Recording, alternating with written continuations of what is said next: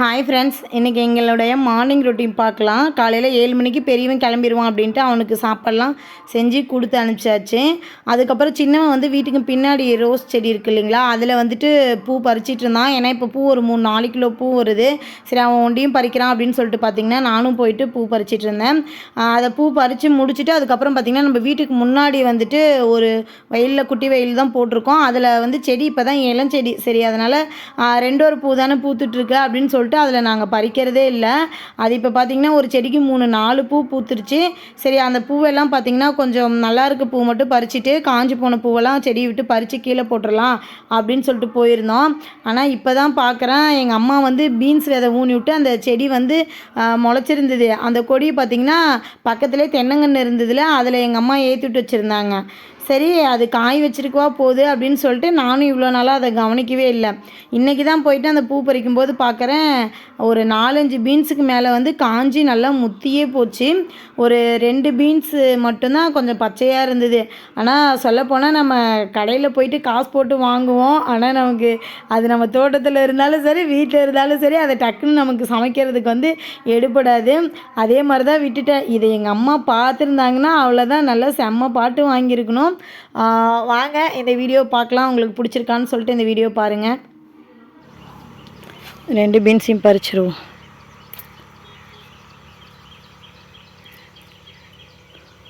இதுக்கு மேலே இந்த பீன்ஸ்லாம் பார்த்திங்கன்னா பிஞ்சாக இருக்குது.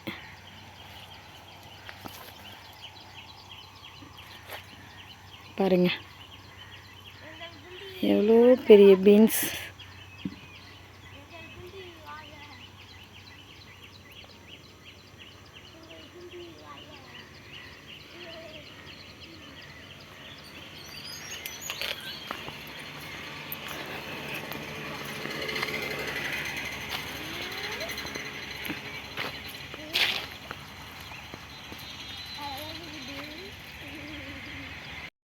அந்த 2 பீன்ஸையும் பறிச்சுட்டு அதுக்கப்புறம் நம்ம செடியிலலாம் சரி அந்த ரோஸை வந்துட்டு பறித்து கீழே போடலான்னு பார்த்தா பாருங்கள், கலர் ரோஸு சூப்பராக இருக்குது.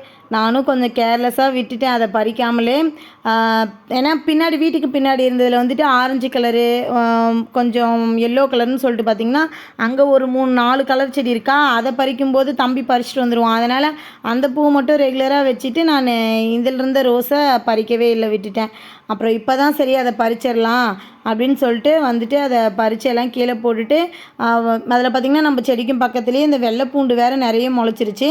அந்த வெள்ளைப்பூண்டையும் பிடுங்கி போட்டேன். பார்த்திங்கன்னா நான் சின்ன பிள்ளையாக இருக்கும்போதெல்லாம் இந்த வெள்ளைப்பூண்டை வந்துட்டு அந்த வெள்ளையாக இருக்குது இல்லைங்களா, அதை எடுத்து மூக்கு மேலே வச்சுட்டு மூக்குத்தி அழகாக இருக்கா அப்படின்லாம் சொல்லி கேட்டிருக்கோம்.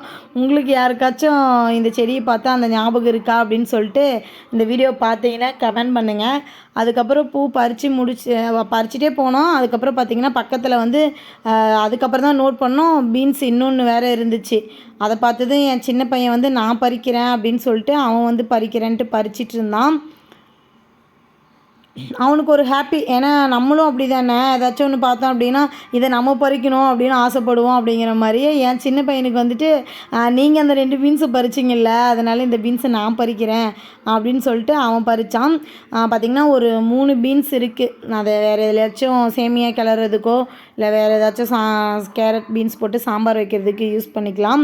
அதுக்கப்புறம் பார்த்திங்கன்னா நம்ம மாங்காய் மரத்தில் மாங்காய் இருக்கான்னு பார்க்கலாம். வாங்க பார்ப்பலாம். பக்கெட் எடுத்துகிறோம். அது இந்த பக்கம் இருக்கும் தெரியாமல் பூச்சாட்டுங்க. அவ்வளோதானுமே இருக்காதுவா. பார்ப்பலாம். எந்த செடியில்? ஆ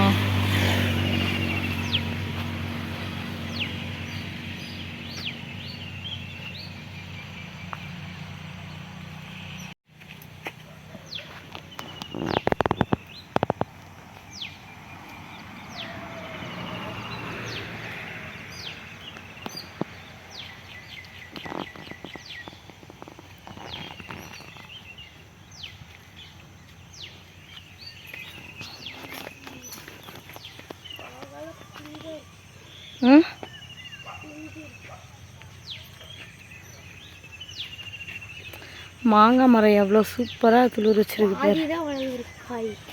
என்ன காய்? ஏய் மாங்காய் பாரு அங்கே இருக்கு. இது பறிக்காத விடு. ஏன் ஏய் அதையான் பறிக்கிறா? அது என்ன பாரு அங்கே இருக்கு பாரு மாங்காய். அதுவும் பெஞ்சுதான் இந்த சாப்பிட்டோ புளிக்கு ரொம்ப. பழுத்த மாங்காய் அங்கே இருக்கு. இது பழுக்க இல்லை, செம்மையாக பிடிக்கும். அதனால் அதெல்லாம் பறிக்க வேண்டாம், இருக்கட்டும் பார்க்கலாம்.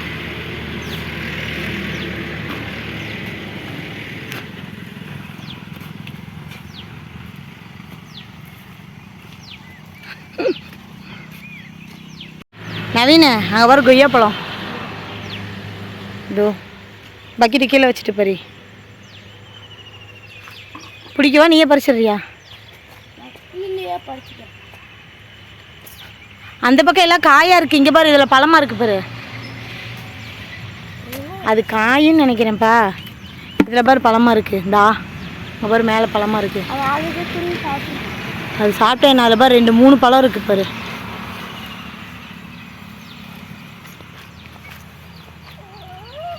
இது பறிக்காதீங்க காட்டு. இங்கே இதோ இது பழம், குருவி சாப்பிட்ட பழம் இங்கே இன்னொன்று இருந்துச்சு. இதோ இதுவும் பழம். இப்போ பறி.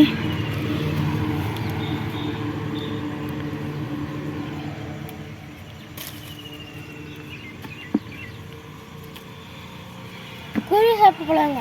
அதான் காணும், கீழே விழுந்துருச்சு என்னன்னு தெரியலையே.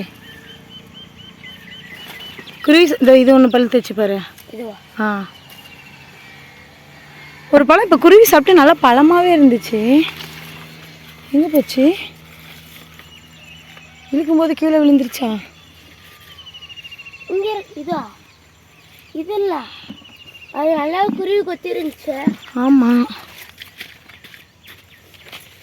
இழுக்கும்போது கீழே விழுந்துருச்சா? காணுமே. இல்லை அது ஆச்சரியமாக இருக்குது.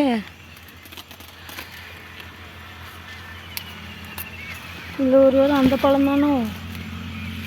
கீழேயும் காணுமே.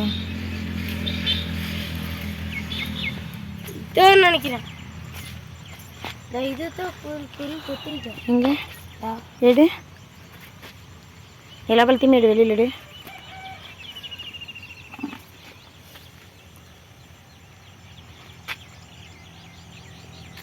ஆக முதல்ல பூ பறிக்க வந்தால் நம்ம இதை தான் ஒரு வேலையாக சாப்பிட்ற பொருளை தான் பார்த்துட்ருக்குறோம்.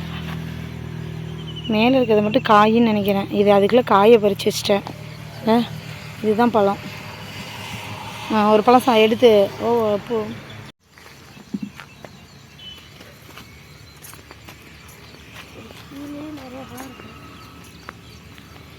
அதெல்லாம் கொஞ்சம் வெயிலுக்கு தான் எல்லாம் பார்த்தா சிவந்த மாதிரி தெரியுது. இன்னும் பழுக்கணும்.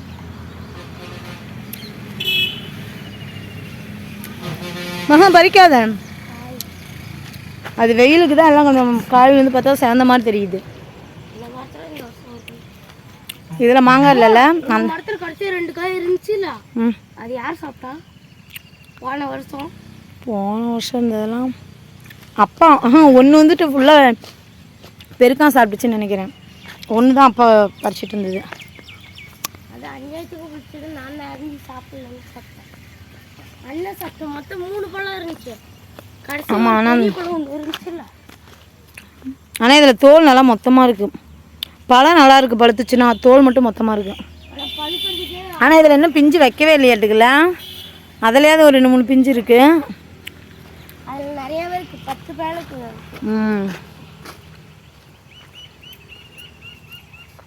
பில்லுண்டி வந்து பில்லு இறக்குறாங்களாட்டுக்கு.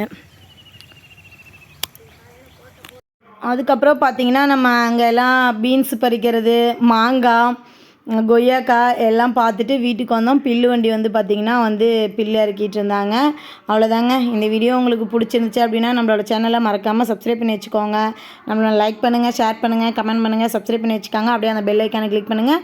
மறுபடியும் வேறு வீடியோவில் பார்க்கலாம். ஓகே, பாய்.